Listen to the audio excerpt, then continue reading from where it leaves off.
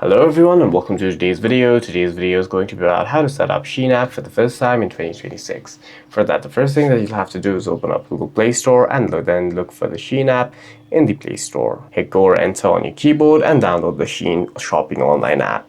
After that, head over to your app drawer and then look for the Shein app in your app drawer. Open up the Shein app on your device. Here, after opening the app, you can simply start browsing, hit allow, hit shop now. Make sure to set up the currency correctly. Make sure to set up region, language and currency correctly, and then you can hit shop now. Collect all, after which you'll be prompted to log in. Here you can log in with your Google, Facebook, or your... Now, if you want to continue with email, enter your email address, hit continue. If you already have a Shein account, it'll prompt you to enter your password, or else it'll take you to the account setup page in which you might have to verify your email and then create a password for your Shein account. Once logged in, you can start browsing and shopping. For any further questions, please feel free to leave a comment down below.